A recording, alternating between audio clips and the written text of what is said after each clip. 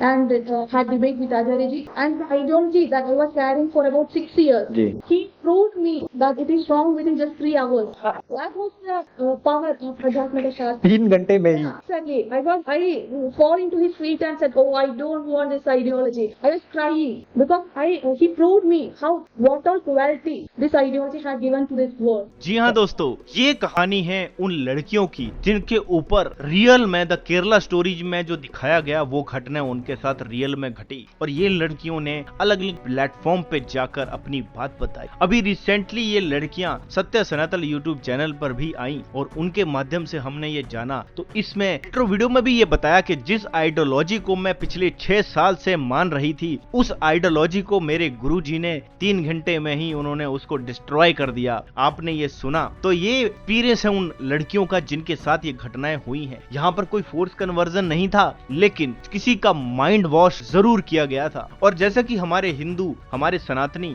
अपने ग्रंथों को नहीं पढ़ते हैं, क्योंकि ग्रंथ ही इतने हैं, तो कैसे पढ़ेंगे। और कोई ऐसा उचित सोर्स आज के टाइम पे नहीं है, या तो कोई खुद मेहनत करके उन ग्रंथों को पढ़े जैसे कि हम लोग पढ़ रहे हैं, तो बात एक अलग है। लेकिन आम हिंदू, एक आम इंसान जो अपनी रोजमर्रा की जिंदगी में जूझ रहा है, जो अपने करियर बनाने में लगा हुआ है, कोई अपनी अलग फील्ड बनाने में लगा हुआ है, वो अपने सनातन के ग्रंथों को पढ़ता नहीं है। अब इन ग्रंथों को पढ़ने की कितनी ज्यादा इंपॉर्टेंस है, इस मूवी ने हमें बताया है, इस फिल्म ने हमें बताया है कि सनातन धर्म के जो ग्रंथ हैं उनको पढ़ना कितना ज्यादा जरूरी है हर हिंदू के लिए। अगर आप सेकुलर भी हो, अगर आप इथिस्ट भी हो, फिर भी आपके लिए इन ग्रंथों को पढ़ना बहुत ज्यादा जरूरी है। क्योंकि इथिस्ट क्या बोलेगा कि मैं किसी को नहीं मानता, लेकिन कभी ना कभी उसका सामना इन क्रिश्चियन मिशनरियों से, कभी ना कभी उसका सामना इन इस्लामी कट्टरपंथियों से जरूर होगा, और तब उसके पास जवाब नहीं होंगे। मैंने अक्सर देखा है जो इस्लामी कट्टरपंथी हैं वो ज्यादातर टारगेट जो है वो इथिस्ट या सेकुलर हिंदुओं को ही करते हैं,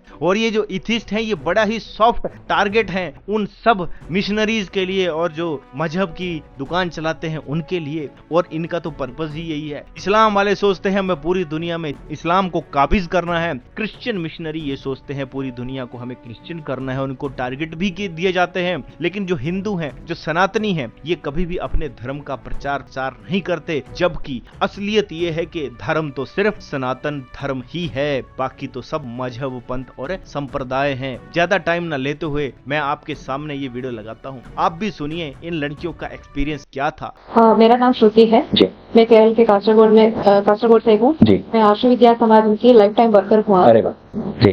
मैं केरला जी। मैं लाइफ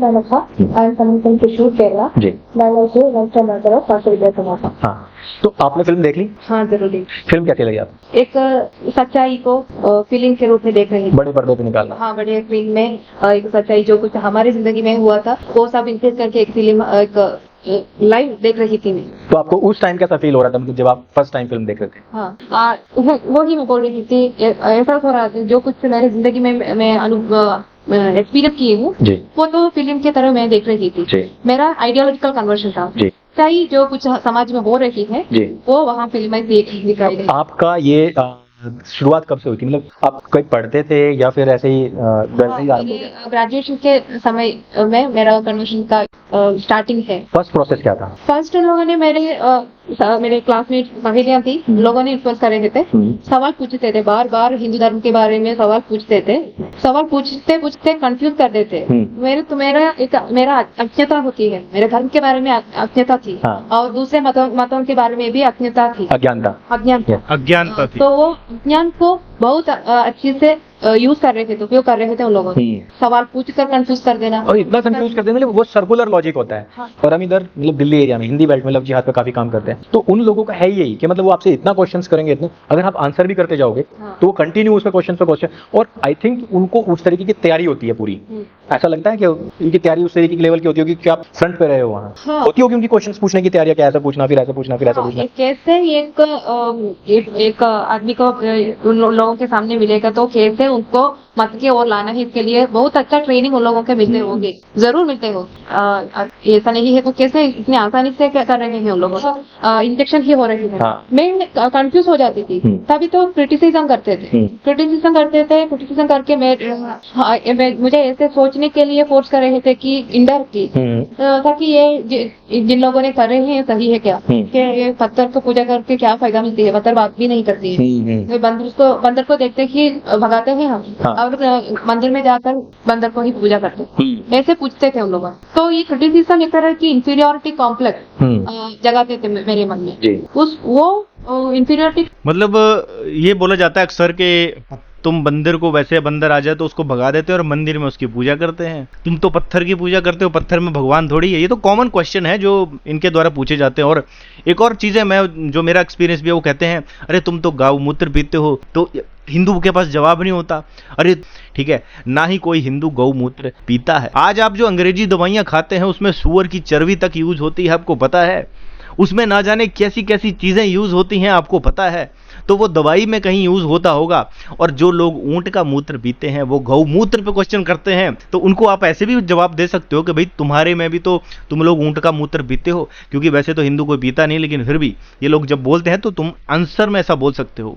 दूसरा, ये कहते हो तुम मूर्ति की पूजा करते हो तो तुम्हारे पास क्या डिफेंस होना चाहिए, तुम्हारे पास ये होना चाहिए कि आप भी तो काबा की तरफ 5 वक्त का नमाज करते हो, और वो जो वहां पर ब्लैक स्टोन है जिसको आप चूमते हो, तो वो भी वो बुत प्रस्ती तो हुई, वो भी तो मूर्ति पूजा ही हुई। ऐसे करके आप उनको काउंटर क्वेश्चन कर सकते हो। आगे वीडियो देखते हैं। कॉम्प्लेक्स जगह कर वहां से इस्लाम आइडियोलॉजी को इन्फीरियरिटी मतलब कि अपने धर्म से आप दूर होते चले गए, एकदम नफरत हो गई। अच्छा, ये भी होता है कि वो ये बताते हैं कि काफिरों को तो दोजख की आग में जलाया जाएगा। हाँ। तो अंदर से भी ऐसा भय आता है अंदर से। वही मैं बोल रही थी, इंजेक्ट इस्लाम के बारे में पहले बहुत सॉफ्ट नेचर में इंजेक्ट करते हैं। जब इसके और इंटरेस्ट है वो उन लोगों को पता चलता है, ऐसा उन लोगों सोचते हैं, तो थोड़ी सी डेंजरस उसी वक्त पॉइजनस आइडियोलॉजी भी इंजेक्ट करते हैं कि अल्लाह के बारे में डर जगाना और नरक पनिशमेंट के बारे में डर जगाना। कितने रातें बीत गई थी ये सोच कर।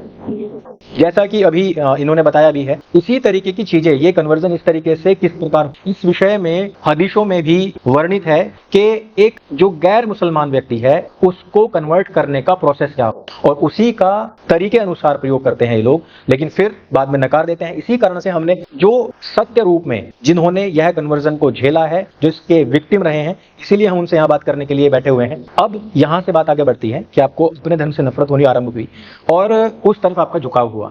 उसके बाद क्या हुआ? क्या आपने फिर शुरुआत की कि कुरान हदीस पढ़े, सेंटर जाएं? कुरान पढ़ना तो लास्ट स्टेज में शुरू किया था, तभी तक मेरा ब्रेन वॉश हो गई थी, तो इस्लाम की एडिक्शन हो चुकी थी। तो मुझे अल्लाह के और डर के वजह से रेस्पेक्ट थी।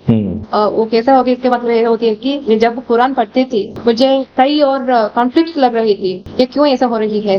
तो मुझे उससे ज्यादा सोच नहीं पाती थी, क्योंकि इसमें लिखा है अल्लाह सब कुछ जानते हैं और अल्लाह सब कुछ फिक्स किया गया है, उससे ज्यादा कुछ सोचना मना हुआ है। आपके दिमाग में ये नहीं आया कि हम तो हिंदू हैं, हमारे भगवान तो अलग हैं, तो वो हमें क्यों करेगा ऐसा? देखिए, मैं बचपन से ही हम हिंदू हैं सुनकर नहीं जी हूँ जी। मैं एक ब्राह्मण समुदाय में पैदा हुई थी। हम ब्राह्मण हैं, हमारा ब्राह्मण कास्ट में ये होती है, वो करना मुश्किल गलत है, ये करना मना है, इसे करके डूज एंड डोंट्स का पता है। हाँ, इसके बारे में सुनकर मैं जी रही थी ना, तो मुझे धर्म के बारे में कुछ भी नहीं, ऐसा से कमिटमेंट नहीं है।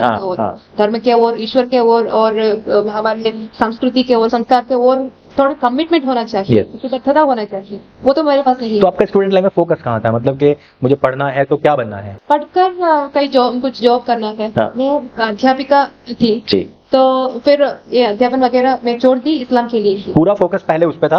अब यहाँ फोकस जो आपका चेंज हुआ और इस्लाम। मुझे सवाल पूछने का आदत थी जी, कई रिचुअल्स में पार्टिसिपेट करते ही। ये क्यों किया गया है? Cross question. हाँ, क्रॉस क्वेश्चन करना एक आदत थी, मगर सही जवाब नहीं मिलती थी। यही बड़ी प्रॉब्लम होती है। तुम स्कूल क्यों जाते हो? कॉलेज क्यों जाती हो, ये पढ़ने के लिए जाती हो, हाँ यही होता है। सिर्फ जवाब नहीं दे Yes, सकते yes. लोगों से भी, ये सिस्टम नहीं है हाँ वहाँ मत एक्चुअली गलत क्योंकि है। पेरेंट्स को भी नहीं पता है हाँ। और पेरेंट्स भी इरिटेट हो जाते हैं कि हम इनके जवाब दें अपने काम करें। वो क्यों ऐसा हो रही है, ये मेरे जीवन में, सिर्फ मेरे जीवन में नहीं है, हर एक कन्वर्स विक्टिम होने वाले लोगों के जीवन में यही सही सही बिल्कुल सही। क्यों होती है। एक बड़ा ये एक बड़ा प्रॉब्लम ही है कन्वर्शन, और दूसरी एक प्रॉब्लम हो तो कारण कहाँ होती है, हम इसका रीजन क्या होती है कि 3 रीजन है इसका। धर्म शिक्षण नहीं होती है सही तरह से, बिल्कुल। धर्मशास्त्र का शिक्षण सही तरह से नहीं होती है, वो Secular systematic ज्यादा। देना ही चाहिए। हाँ और दूसरा कारण होती है हमारे चरित्र के बारे में, जी बिल्कुल। और करंट अफेयर में क्या होती है चलो। हमारे समाज में, इसके बारे में नहीं सोचते। हाँ।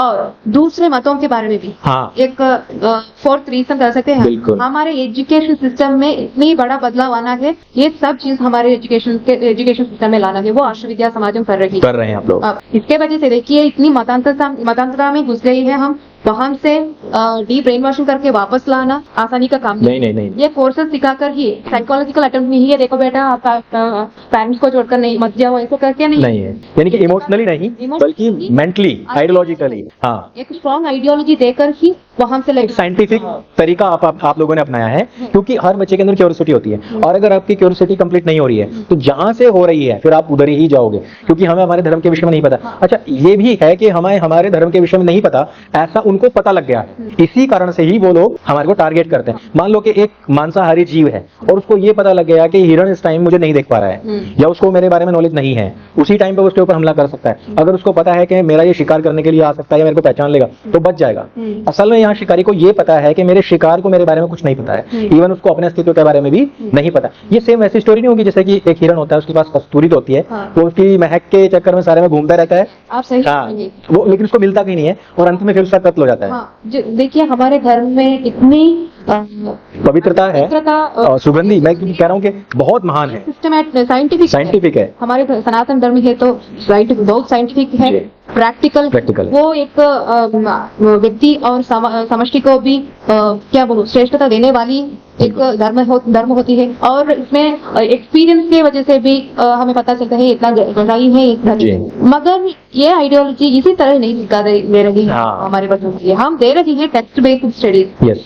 आध्यात्मिक शास्त्र कोर्स में गुरुजी TTC लेवल और एडवांस लेवल में टेक्स्ट बुक का गहरी पढ़ाई दे रही है, क्योंकि 10वीं कक्षा की टेक्स्ट बुक लेकर एक फर्स्ट स्टैंडर्ड बच्चे से पढ़ने के लिए कहे तो वो पढ़ेगा जरूर, मगर कंटेंट क्या होती है इसके बारे में पता ही नहीं, पता चलेगा भी नहीं। तो बेसिक सिखाना है, जो कुछ ये बड़े बड़े ग्रंथों में लिखे गए हैं, वेद में लिखे गए हैं, भगवद गीता में लिखे गए हैं, भगवान श्री कृष्ण ने अर्जुन को दिए गए उपदेश हैं। अर्जुन तो सामान्य एक व्यक्ति नहीं, वो बचपन से ही सनातन धर्म की गुरुकुल में पढ़े हैं, वेद दर्शन उपनिषद सब कुछ पढ़ के आए। वेद में क्या लिखा है, वेद तो ईश्वर वाणी होती है। तो ईश्वर वाणी क्या होती है, किसको मिलता है, ऋषि लोग। तो ऋषि मनीषा होती है, वो मनीषा तक पहुंचने चाहिए। तो हमारे IQ लेवल उस तरह के, और हम ट्रेनिंग करना ही, गाइड करना ही चाहिए, उस तरह की एजुकेशन सिस्टम होना ही चाहिए। ये तो हम कर रहे हैं आश्रय समाज द्वारा। ये तो डी ब्रेन वॉशिंग करके वापस लाते हैं, वापस लाके उन लोगों को सनातन धर्म के पंच कर्तव्य निभाने वाले लोग ट्रेनिंग भी हम देते हैं। इससे हमें ऑरेटर्स मिले और रिसर्चर्स मिले, ऐसा करके ट्रेनिंग भी हम देते हैं। ये तो मैं फिर से कहानी पे आऊंगा कि अब यहाँ से आपका कन्वर्जन एक तरीके से आरंभ हो चुका था, उसके बाद फिर क्या होता है? इतनी ब्रेन वॉश हो चुकी थी कि मैं हिंदुइज्म के वो पूरी तरह की नफरत हो गई। वो धर्म छोड़कर इस्लाम मत ही सही है समझकर वहाँ मत के ओर जाने के लिए, आगे जाने के लिए गाइडेंस मिल रही थी। नमाज कर रही थी, नमाज करनी शुरू की। अच्छा। रोजा देती थी। अचानक एक दिन फैमिली को पता था, उसको इसके बारे में कुछ भी नहीं पता था। तो आप कहाँ करते थे नमाज वगैरह कहाँ करते थे? रूम पे ही, मतलब अपने क्लोज करके अंदर। अब बता दिया तो झगड़ा हो जाता है, ऐसा आपको भी लग रहा होगा? हाँ, मुझे तो हाइड करने का कोई इंटेंशन नहीं था। मैं कहने वाली थी, मगर इन्होंने ही जो मेरे इन्फ्लुएंस कर रहे थे ना, सहयोगी और मौलाना, उन्होंने ही मना कर रखा था, मत कहो, कहेंगे तो कन्वर्शन नहीं हो जाएगा, कन्वर्शन के लिए जाना मुश्किल हो जाएगा, ऐसे करके फिर ऐसे ही बोलने गए थे। अचानक एक दिन घर से बाहर जाकर कन्वर्शन हो जाओ। और दोस्तों ये कन्वर्जन का जो प्रोपोगेंडा है, मैं आपको थोड़ा सा पॉइंट यहाँ पर ऐड कर दूं कि ये बड़ी टेक्निकली होता है, क्योंकि जब कहीं ऐसा हो ना कि फलाने पर्सन को कोई कन्वर्ट कर रहा है तो जो हिंदू संगठन है वो भी एकदम एक्टिव हो जाते हैं। ये पता उन कट्टरपंथियों को ये बिल्कुल जानकारी है कि अगर किसी आरएसएस वाले को या किसी हिंदू संगठन को ये पता चल गया कि हमारी हिंदू लड़कियों को कोई कन्वर्ट कर रहा है तो वो एकदम से एक्टिव हो जाएंगे। तो ये सारा जो कन्वर्जन का जो प्रोपोगंडा है ये पूरा गुप्त रूप से चलता है, तब तक गुप्त रूप से चलता है जब तक कि पूरी तरह वो कन्वर्ट नहीं हो जाए दिल से, ठीक है, दिल से भी और दिमाग से भी। ये पूरा, और इनको बताया जाता है कि जब तक आप पूरी तरह कन्वर्ट नहीं हो गई हो तब तक आपको किसी को बताना भी नहीं है। इसीलिए ये ध्रुव राठी जैसे बंदे आज ये कह रहे हैं कि फोर्सफुल कन्वर्जन तो नहीं हो रहा है, फोर्सफुल तो नहीं हो रहा है। उसके माइंड में जो चीजें आ रही हैं वो कहां से आ रही हैं, क्योंकि उसके बहुत सारे मुस्लिम ऐसे दोस्त हैं जिनके साथ उसका ऐसा डिस्कशन होता है। तो वो मुस्लिम दोस्त ध्रुव राठी को ये चीजें बोलते हैं कि देखो फोर्सफुल तो है नहीं ध्रुव राठी जी, आपका इतना बड़ा चैनल है, आप अपने चैनल पे जाके बोलिए ना कि भैया ये फोर्सफुल तो नहीं होता है। तो और वो वही चीजें वो वहां पर बोल रहा है। तो पूरा का पूरा प्रोपोगंडा के थ्रू ये सारी चीजें जो तो हो रही हैं। इस लड़की ने जैसे कि पूरा का पूरा कि जब तक पूरी तरह कन्वर्ट नहीं हो जाते तब तक वो बताया भी नहीं जाता बाहर। हम हिंदू तो चिल्ला चिल्ला कर कहते हैं घर वापसी हो रही है, घर वापसी हो रही है। घर वापसी और कन्वर्जन में बहुत फर्क है हालांकि, क्योंकि एक हिंदू जो मुसलमान बन गया है तो उसको जब वापस लाया जाता है तो घर वापसी होती है। तो हम तो चिल्ला चिल्ला कर कहते हैं जी घर वापसी हो गई, घर वापसी हो गई, लेकिन ये बड़े गुप्त रूप से ये चीजें करते हैं जिससे कि मतलब जब तक कंप्लीट नहीं हो जाए तब फिर वो कोर्ट में भी आप प्रूफ नहीं कर सकते हो ना। जब कोर्ट में जाओगे तो वहां भी प्रूफ नहीं कर सकते हो कि भैया फोर्सफुल हुआ है। लड़की खुद एक्सेप्ट करती है। तो जैसे फोर्सफुल, जैसे माइंड वॉश करके हिंदू से मुसलमान बनाया गया, वैसे ही इनको दोबारा हिंदुइज्म में भी लाया गया। और जैसा कि अभी आगे ये बोलेंगी कि 6 साल की जो आइडियोलॉजी जो मुझे सिखाई गई थी वो 3 घंटे में मेरे गुरुजी ने जो है उसको डिस्ट्रॉय कर दिया। आगे वीडियो सुनते हैं। मुझे उन लोगों ने ही मदद कर रहे थे, इसलिए मैं कन्वर्शन आज एक दिन अचानक बिना करके घर से बाहर निकल जाकर कन्वर्शन सेंटर गई। वहां से उतने भी ज्यादा ideology, serious ideology, dangerous ideology, वो तो यहाँ ये राष्ट्र छोड़कर जाए, इस तरह की आइडियोलॉजी सिखा जा रहे थे। तो उतनी मतांतरता में वो कही थी मैं, वहां से लाना उतना आसानी नहीं थी। हाँ। सारे और इस्लाम फैलाने के लिए इंटेंशन थी मेरी। हाँ। आपने सोच लिया था कि मैं तो आई ही हूँ इस्लाम में, अब मुझे और लोगों को भी इस्लाम में लेकर घर वालों को, अपने फैमिली मेंबर्स को ही। हाँ, ऐसा एक एम था मेरा।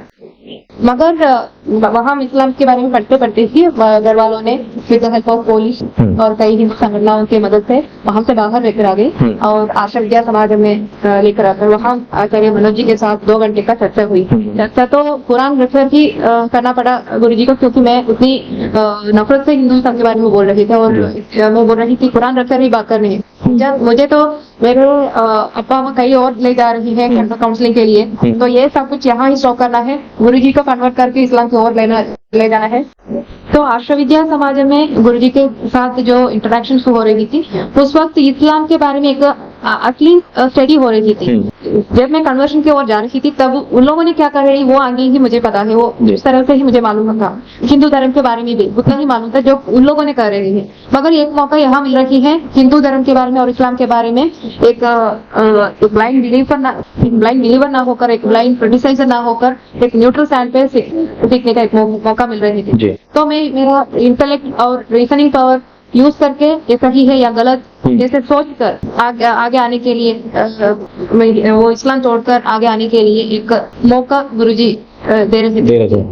तो ऐसा ही गाइडेंस मिल रहे थे मैं। तो मैं इस्लाम छोड़कर इस्लाम में क्या क्या गलती है, एक इसमें एक ईश्वर दर्शन होती है, ईश्वर संकल्प होती है, इसमें ही गलत है तो फिर क्या फायदा है वो विश्वास करके उसके पीछे जाकर। तो यहाँ पर ये कह रही हैं कि इस्लाम ये कहता है कि हम एक ईश्वरवाद को मानते हैं, एक गॉड को मानते हैं, लेकिन जब उनका एक गॉड का कंसेप्ट ही गलत है तो फिर उसको मानने का क्या फायदा है। यहाँ पर ये बात ये कह रही है। एक ईश्वर होती है तो ईश्वर वाणी सही होना चाहिए, इतना ईश्वर सही है। तो ईश्वर वाणी में जो कुछ हमारे क्या होती है कॉमन सेंस को डायरेक्शन नहीं होती है ईश्वर वाणी से लेकर, तो हम छोड़ना ही चाहिए। तो ऐसा भी मुझे ईश्वर वाणी वही होती है जहाँ पर सब मनुष्यों के लिए बात कही गई हो, जहाँ पर भेद पैदा किया गया। अब एक ईश्वरवाद तो वहां पर बिल्कुल ठीक है, लेकिन वहां पर जो भेद पैदा किया गया है कि भैया जो काफिर हैं वो गुमराह हैं, तो एक नफरत पैदा कर दी ना, एक मुसलमान बना दिए, मोमिन बना दिए और दूसरे काफिर बना दिए, और काफिरों को बोल दिया कि ये तो गुमराह है, ये तो जहन्नम में ही जलेंगे, और ये भी बोल दिया कि अल्लाह ही इनको गुमराह कर रहा है,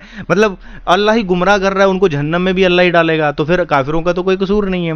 बोला गया कि औरतें आधे दिमाग की होती हैं, औरतें तुम्हारी खेतियां हैं, बहुत सारे ऐसे एग्जाम्पल्स हैं जिसमें एक आपस में एक कॉन्ट्राडिक्शन दिखती है। तो वहां पर एक खुदा का कंसेप्ट अगर एक है तो वो सब मानवों के लिए होना चाहिए, और कोई कंपल्सन नहीं होना चाहिए उसमें। सबसे बड़ी चीज है, अगर कोई दुनिया को चलाने वाला, मान लो एक गॉड का तो हमारे में भी है, हमारे वेदों में भी लिखा हुआ है, लेकिन वो जो मनुष्य मात्र के लिए वो चीज होनी चाहिए, ना कि किसी एक पर्टिकुलर सेक्ट के लिए, और बाकियों को बोल दिया कि तुम अच्छा। दूसरे कंपल्सन भी है कि आपको ये 5 बार ये चीजें करनी है तो तुम्हें जन्नत मिलेगी। जन्नत और जहन्नम का डर नहीं होना चाहिए, इंसान को सही और गलत बता दो और उसके ऊपर है कि वो किस चीज को फॉलो करो। जबरदस्ती नहीं होनी चाहिए। जबरदस्ती में अब जो ISIS और एक्सट्रीम इस्लामिक आइडियोलॉजी है, अब इसमें भी क्या होता है, जो सुन्नी और शिया हैं उसमें इतना ज्यादा कट्टरवाद है कि वो लोग तो हिंदुओं से नफरत करते हैं। मैंने पाकिस्तान का एक वीडियो दिखाया था जिसमें कि वो हिंदुओं के गिलासों में पानी तक नहीं पीते हैं, इतनी नफरत है। काफिर है ये, कलमा पढ़ लो तुम तो तुम मुसलमान हो जाओगे तब ठीक है,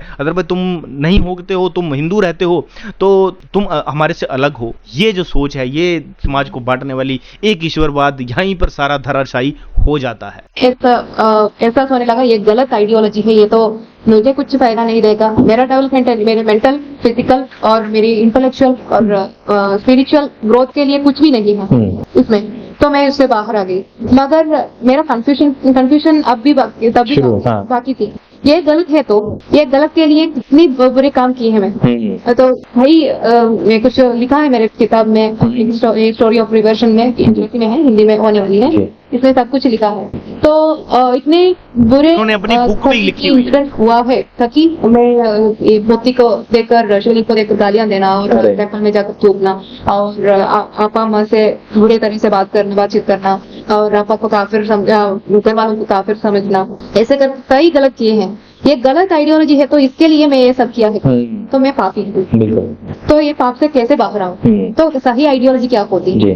तो मुझे सनातन धर्म के बारे में सीखना था। तो वहाँ के आध्यात्मिक शास्त्र कोर्स बेसिक लेवल कंप्लीट करने के लिए गुरु जी उपदेश दिए थे उस वक्त। मेरे अपा अम्मा भी थे वहाँ। मैं बेसिक लेवल कोर्स देखी, इतनी साइंटिफिकली, इतनी प्रैक्टिकली, इतनी अनुभव सिद्ध है हमारे साथ, ये तो मुझे अनुभव ही हो रहा था। कई अनुष्ठान भी जब दीक्षा वगैरह की तो उससे भी जब साधना वगैरह करके मुझे वो साधना से हमारे धर्म की श्रेष्ठता क्या होती है, तो ईश्वर के ओर, धर्म के ओर और हमारे गुरु परंपराओं के ओर और महान लोगों के ओर, हमारे माता पिता के ओर और हमारे तरह की हमारे क्या बोलूं ह्यूमन बींग्स के साथ और ये लिविंग बींग्स के साथ हमारे कर्तव्य क्या होती है, वो कैसे निभाए के बारे में बहुत गहरी से ही बताया गया है हमारे धर्म में। मगर किसी को भी इसके बारे में नॉलेज नहीं है, नॉलेज नहीं मिलती। एक सिस्टमैटिकल स्टडीज भी यहाँ होती नहीं। आश्रम के साथ जुड़ के फिर आपका बस एक बार पवित्रीकरण शुरू हुआ। हाँ, जब मैं मेरे गलती समझी, तब से मैं गुरुजी से एक रिक्वेस्ट की कि मुझे आपका शिष्य बनना है, मैं शिष्य बनना चाहती हूँ। आपका जो मिशन है ये सनातन धर्म का और योग विद्या को सारी ओर फैलाकर ये बड़ा काम कर रहे हैं आप, इतने लोगों को वापस ला रहे हैं आप, ये काम मुझे भी एक रोल चाहिए। तो मैं openly to my mother, because it is told in the Quran itself that if your parents are non-Muslims or disbelievers, you does not have to obey them, or even you does not have to consider them as parents. Even in the hadith it is said that Muhammad had, when asked permission to Allah to for forgiveness of his parents, Allah denied. Allah said you should not pray for non-Muslim parents. It is said in हदीस में भी कहा गया है, और even उसका एक कुरान में भी एक आयत आता है और उसमें स्पष्ट कहा जाता है कि अगर आपकी फैमिली है जो नॉन बिलीवर है तो सबसे पहली फाइट आपको अपनी फैमिली से ही करनी है। तो टर्निंग पॉइंट कब आया आपका? This ideology had fed my I was the practice of this ideology, you know. So one day I was brought to Arsha Vidya Samajam. While coming to Arsha Vidya Samajam also, While stepping into Ashwagandha Samajam, I decided in my mind that how will I be a shaitan regime, that please protect us from this. Please protect from this shaitan. I said like that only and came to Ashwagandha Samajam, and I was thinking that I have to convert people here also. The people. तो ये कह रही है कि इस्लाम की ideology ऐसी थी कि उन्होंने ये सिखाया कि अगर तुम्हारे नॉन मुस्लिम पेरेंट्स हैं तो उनको भी काफिर समझो, उनसे भी नफरत करो, अपने माँ बाप से नफरत करो। ये इस्लाम ने इनको सिखाया। जितना भी टाइम पीरियड था जब ये कन्वर्ट हो चुकी थी मुस्लिम में, इनके पेरेंट्स हिंदू ही थे तो उनसे नफरत करती थी ये। और इन्होंने ये भी बताया कि अपने माँ बाप तक को मारा, अपनी माँ की पूजा की थाली में पांव तक रख दिए थे इन्होंने। इतनी इनके अंदर वो नफरत भर गई थी हिंदुओं के लिए और हिंदू समाज के लिए। अब सोचो आप, क्या आइडियोलॉजी है ये जो हिंदुओं से नफरत करना सिखाती है। और हम क्या कहते हैं सनातनी, सर्वे भवन्तु सुखिना सर्वे सन्तु निरामया सर्वे भद्राणि पश्यन्तु मां कश्चित् दुख भाग भवेत्। सब सुखी हो, सर्वे मतलब सब सुखी हो, उसमें ये नहीं कहा जाता कि हिंदू सुखी हो। और धर्म की जो डेफिनेशन है वो अपने आप में जो धृति क्षमा दमोरस्ते वाली है, जो अपने आप में एक कंप्लीट उसमें बिल्कुल सही चीज बताई गई है। धृति क्षमा दमोरस्ते शौचम इंद्रिय निर्गृहम धी विद्या सत्यम क्रोधो दशकम धर्म लक्षणम। तो इनकी ऐसी आइडियोलॉजी हो गई थी। और जैसे ही ये उस आश्रम में जो इनको मतलब इनके गुरुजी बने हैं अभी, तो उनके पास जब इनको ले जाया गया तो इनके माइंड में यही था कि मैं अपने गुरुजी को भी कन्वर्ट कर दूंगी, क्योंकि इनको इतना कन्विंस कर दिया गया था एक खुदा एक अल्लाह के माइंड में जो उनको घुसा दिया गया था, वो उनके इतना कॉन्फिडेंस था कि मैं तो अपने गुरुजी को भी वो कर दूंगी। ठीक है, तो आगे सुनते हैं क्या जितने वहां लोग हैं, आचार्य जी को भी मैं मुसलमान बना दूं। And also I was trying to influence my sisters also. अच्छा। And I was succeeded in partially. अपनी बहन तक को कन्विंस कर दिया था। And first I came to Ashwagandha Samajam and I attended the course, Adhyatmika Shastram course, and had debate with Acharya ji. And the ideology that I was carrying for about 6 years, he proved me that it is wrong within just 3 hours. That was the power of Adhyatmika Shastram. 3 घंटे में ही। Exactly. I fall into his feet and said, "Oh, I don't want this ideology." I was trying because he proved me what all cruelty this ideology had given to this world. हमारे सामने एक ice क्या बोलते हैं, ice क्या बोलते हैं हिंदी में, आइस का एक पर्वत होती है, वो मेल्ट होकर कैसा गिरेंगे। हम देखते हैं लाइव कैसा हो रहा था। आपके बाद ही आए थे। हाँ। आप उस टाइम आश्रम में थे। हाँ। तो अच्छा, ये किस साल में आए हैं? गुरुजी से बात करने के लिए उसका चेहरे में इतना नेगेटिव था। गुस्से में मैं इमेजिन कर रहा था क्योंकि मैंने डिबेट करते हुए देखा है लोग। हाँ, तो गुस्से में भर गई थी और वो ऐसा कर रही थी, हम लोग आज ही जाने वाले थे। हाँ। तो जाने से पहले मुझे आके वो गुरुजी है ना से मिलवा सकते हैं, ऐसे पूछ रहे थे। तो हम क्या हिजाब पहन के आए थे? हमें मालूम है गुरुजी के पास जाएगी तो क्या होगा। हाँ, तो हम सोचते हैं हम सकते हैं, तो ले गए और वहाँ बात शुरू हो गई। 1 घंटा हो गई, 2 घंटा हो गई, 3 घंटा। तो स्टार्ट में एग्रेसिव रहे होंगे। हाँ, अग्रेसिव था।